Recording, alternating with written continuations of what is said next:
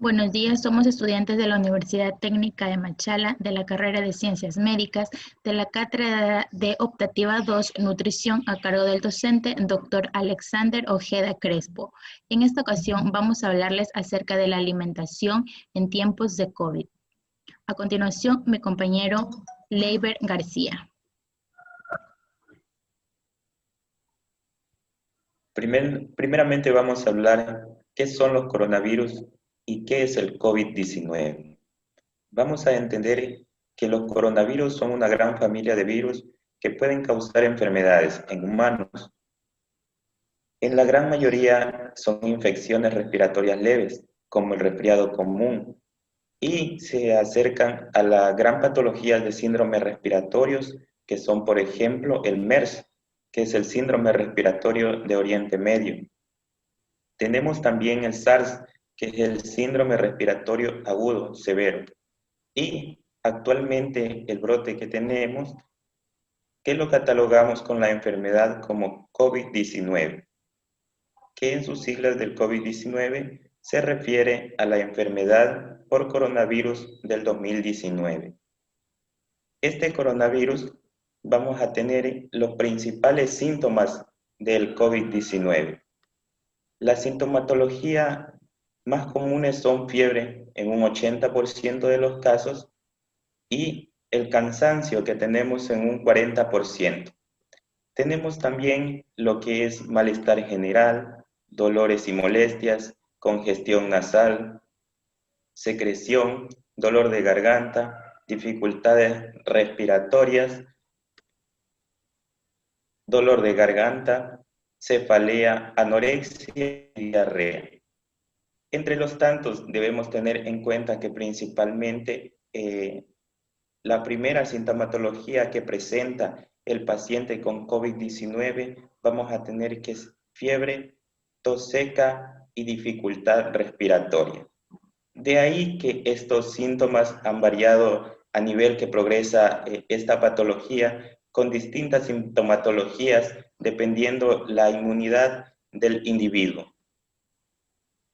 Entre ellos vamos a tener que la población, una gran población, se manifiesta asintomática, pero un gran porcentaje, que es un mínimo porcentaje, resulta en la sintomatología grave. ¿Qué debemos hacer frente a esta patología? Recomendamos que primeramente tenemos la protección de la bioseguridad, que es quedarse en sus hogares y cumplir las medidas decretadas del gobierno en todas sus instancias, como son el distanciamiento social, que lo declara la OMS, que es de 1.5 metros de distancia. De ahí viene que hay que guardar aproximadamente 2 metros por máxima seguridad, usar guantes y el cubrebocas, que sería el más recomendable, el N95. Como segundo paso general, vamos a mantener una higiene adecuada, tanto el personal del entorno, el personal de salud, como el individuo en casa, que es lavarse las manos frecuentemente. Vamos a tener en cuenta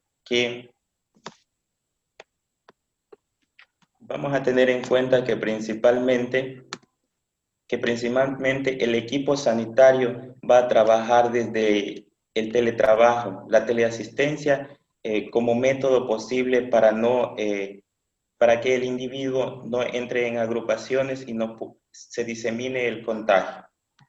Entonces, vamos a tener que dentro de la población o dentro del hogar, vamos a tener 3 alternativas que hay que seguir. Tenemos la higiene respiratoria, es decir, estornudar siempre con el codo flexionado. Si no, tenemos la precaución siempre cargar un pañuelo para cubrirse la boca, ya que es el método de diseminación del agente causal. Evitarse tocarse ojos, boca, nariz u otras mucosas, ya que se ha demostrado que el virus tiene afinidad con las mucosas. Y En el autoaislamiento, a no viajar, mantenerse una distancia, como había comentado, de 1.5 y por máxima de seguridad que se inscribieron en los protocolos a 2 metros de distancia. Ahora bien, vamos a tener que en todo el lapso de esta patología tenemos tratamiento frente al COVID-19. Se ha estudiado que no hay tratamiento para el COVID-19, no hay un tratamiento farmacológico que pueda apuntar definitivamente a erradicar la patología. Pero entre ellos, ¿qué hace la población para mitigar o frenar un poco la incidencia de la misma? Vamos a tener que el factor sería la alimentación y la nutrición adecuada. Entre ellos va a hablarles mi compañera Claudia González del siguiente tema. Buenos días. A continuación vamos a hablar acerca de las recomendaciones dietéticas en pacientes con COVID-19 que se encuentren con sintomatología leve en su domicilio. En cuanto a la elección de alimentos y bebidas, una alimentación saludable habitual es la recomendación para toda la población y también para personas afectadas de COVID-19 con sintomatología leve o que se encuentren asintomáticos. Una alimentación saludable se define como aquella que es suficiente, completa, equilibrada, satisfactoria, segura, adaptada al comensal y al entorno, sostenible y asequible. Dentro de esta alimentación saludable se deben incluir alimentos de origen vegetal como frutas, hortalizas, legumbres, cereales y sus productos derivados como el pan o la pasta, también el arroz y otras semillas, principalmente en sus variedades integrales.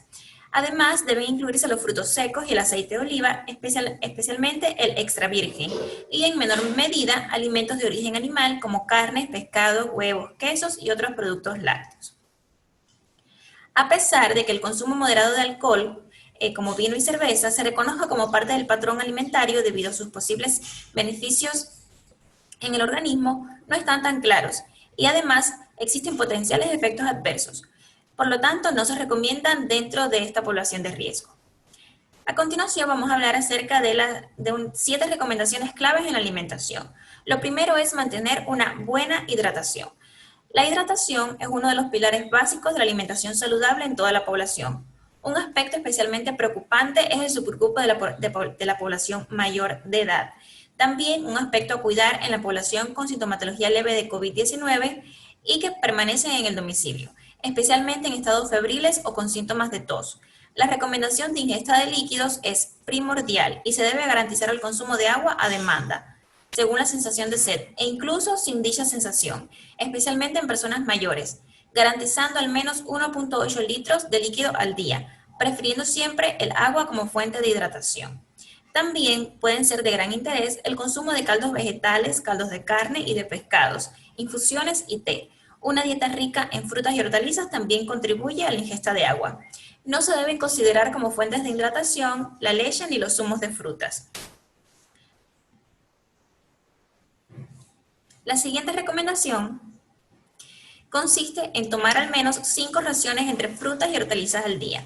Garantizar un consumo de al menos 3 raciones de frutas al día y 2 de hortalizas es un objetivo a cumplir para toda la población y por supuesto también para personas con COVID-19 con sintomatología leve que se encuentren en el domicilio. En el caso de existir molestias en la garganta, fiebre o falta de apetito, es importante realizar preparaciones culinarias que contribuyan a una fácil deglución para favorecer el consumo de frutas y hortalizas. Estas preparaciones pueden ser en forma de puré o crema enriquecidas con aceite de oliva o presentar la fruta pelada y cortada puede ayudar a incrementar el deseo de consumir frutas y hortalizas.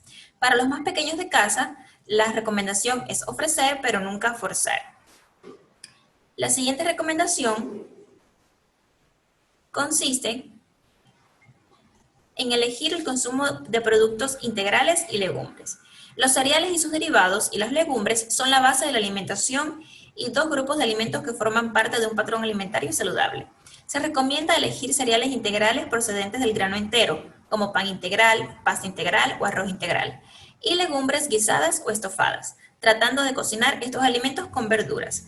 Dentro de esta recomendación no se incluyen los derivados de cereales que incorporen azúcares y grasas, como la repostería y la pastelería, dejando su consumo a situaciones excepcionales. La siguiente recomendación plantea que debemos elegir productos lácteos como las leches y las leches fermentadas o el yogur, preferentemente bajos en grasa. A pesar de que el consumo de lácteos no es indispensable para la salud ósea, en poblaciones con un índice alto de sedentarismo y otros factores que influyen negativamente en la salud ósea, se recomienda el consumo de lácteos como fuente de calcio.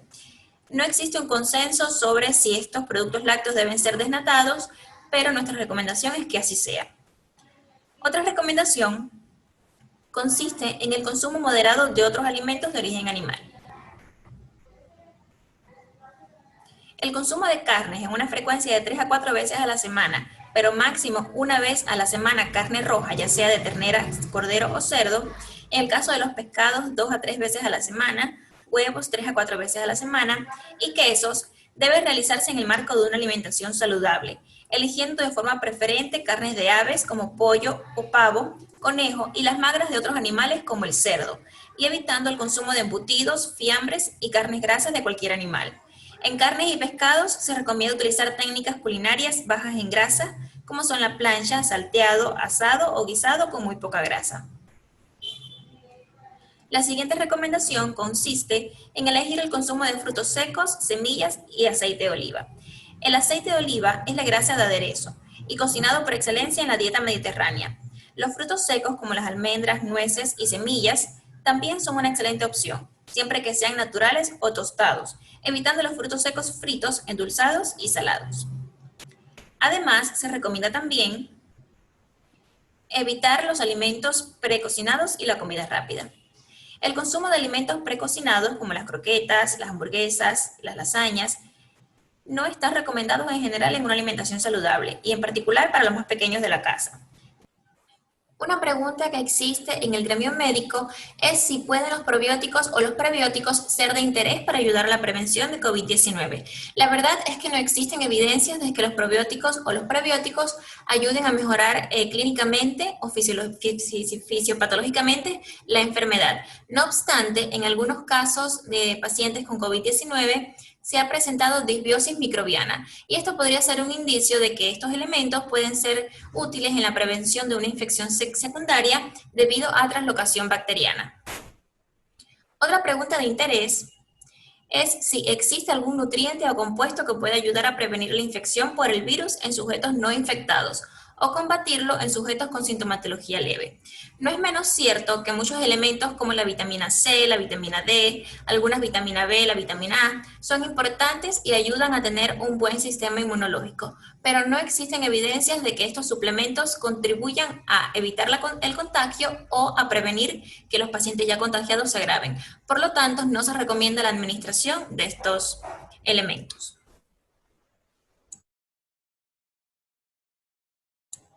A continuación, mi compañera Karina Honores con las recomendaciones alimentarias y de nutrición en el paciente crítico con COVID-19 que ingresa en la UCI. Vamos a hablar acerca de las recomendaciones alimentarias y de nutrición en el paciente crítico con COVID-19 que ingresa en la UCI. Se ha establecido que el soporte nutricional debe de ser una de las medidas centrales en el tratamiento integral para pacientes con COVID-19. Se recomienda que se establezca el riesgo de desnutrición tras la estancia de más de 48 horas en UCI y la mayoría de las pautas actuales recomiendan que se realice una evaluación temprana del riesgo nutricional de estos pacientes y se establezcan objetivos de soporte nutricional. La Sociedad Europea de Nutrición Parenteral y Enteral, SPEN, sugiere que la terapia nutricional debe de ser considerada tras las 48 horas de estancia en UCI. Pues a continuación nos encontramos frente al cuestionamiento de si existen nutrientes o compuestos que ayuden a combatir el virus en pacientes con COVID-19 en UCI. Pues los nutrientes que se podrían considerar son aquellos que atribuyen el normal funcionamiento del sistema inmune, tales como cobre, folatos, hierro, selenio, vitamina A, vitamina B12, vitamina B6, vitamina C, vitamina D y zinc. Pero no se debe de fomentar su consumo para este fin, Tampoco se ha probado eficacia del uso de ningún otro nutriente u otros compuestos llamados nutracéuticos, como el ácido ferúlico, ácido lipoico, la espirulina, N-acetilcisteína, glucosamina, betaglucanos o valle del Sauco para combatir el virus. Esta conclusión se mantiene tras el uso de revisar con detenimiento artículos de revisión, en donde en conclusión no se recomiendan ni suplementos que ayudan a mantener el sistema inmunológico en alerta y tampoco eficacias de otros elementos como los llamados nutracéuticos. También tenemos la siguiente pregunta en donde se plantea si el consumo de hierbas para combatir el virus en pacientes con COVID-19 se debe de permitir, pues en conclusión no se recomienda el consumo de ninguna hierba que prometa eficacia para ayudar a combatir el coronavirus. A continuación, la compañera María José Jiménez. Otra incógnita sobre la alimentación y el COVID-19 es si los alimentos pueden ser una fuente o vía de transmisión del virus y si se debe desinfectar las compras que se traen del supermercado o las que se piden a domicilio. Según la Autoridad Europea de Seguridad Alimentaria, no existen pruebas de que los alimentos puedan ser una fuente o una vía de transmisión al virus, aunque la OMS ha dado una serie de recomendaciones o consejos para las personas que trabajen con los alimentos, como por ejemplo sería lavarse las manos antes de manipular o preparar algún alimento, lavarse las manos después de preparar o manipular algún alimento, lavarse las manos después de toser, estornudar o sonarse la nariz, después de ir al baño y después de manipular algún residuo. Estas recomendaciones también deben ser para las personas que trabajan con alimentos enlatados o envasados, ya que existen estudios que el virus puede sobrevivir a ciertas superficies, especialmente a las plásticas. Es por eso que la OMS da 4 claves de seguridad alimentaria que son limpiar, separar, cocinar y enfriar.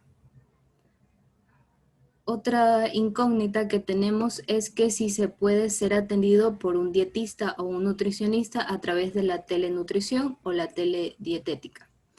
Por el estado de alarma que existe en todo el mundo, los ciudadanos que son atendidos por nutriólogos o dietistas han sido afectados, aunque se ha implementado una nueva telecomunicación que es la telenutrición o la teledietista. Esta telecomunicación es una herramienta efectiva para ofrecer una asistencia sanitaria más frecuente y a tiempo a los pacientes. Aunque sí se ha demostrado que la telenutrición o la teledietética ha mostrado ser eficaz, también existen limitaciones en este tipo de comunicación, ya que puede existir una falta de conocimiento tecnológica por parte de los pacientes y eso provoca que ellos pierdan la confianza en si su tratamiento va a ser eficaz o no. En cuanto al embarazo y la lactancia en el COVID-19, la evidencia de si el virus afecta a las mujeres embarazadas no es tan amplio, ya que ahora no existe recomendaciones firmes a este específico grupo de la población. No obstante, debido a que la transmisión del COVID-19 se puede presentar sin síntomas, se recomienda que las mujeres embarazadas que hayan tenido un posible contacto deben ser monitorizadas. Y también existe la evidencia de que las mujeres embarazadas no pueden transmitir el virus al feto. Las mujeres embarazadas que presentan una sintomatología leve deben ser monitorizadas en su hogar y no necesitan un requerimiento hospitalario. Pero si las mujeres presentan una sintomatología grave, necesita una monitorización hospitalaria, ya que hay evidencias que sugieren que la neumonía grave se asocia a una alta tasa de mortalidad materna y perinatal. En cuanto a la lactancia, hasta la fecha no se ha detectado que el virus activo del COVID-19 se encuentre en la leche materna de una mujer que tenga un caso sospechoso o un caso probable de COVID-19. Es por eso que se recomienda seguir amamantando al bebé. Y en cuanto al mantenimiento de la lactancia, teniendo en cuenta que los beneficios de la lactancia materna son mucho mayores y que hay un papel insignificante en si existe que el virus se encuentre activo en la leche materna, se recomienda a la madre continuar amamantando. Pero si la madre presenta sintomatología leve o moderada de COVID-19, se recomienda que al momento de amamantar al bebé tome medidas de precaución, como por ejemplo colocarse la mascarilla y lavarse las manos antes de tocar al bebé. Gracias.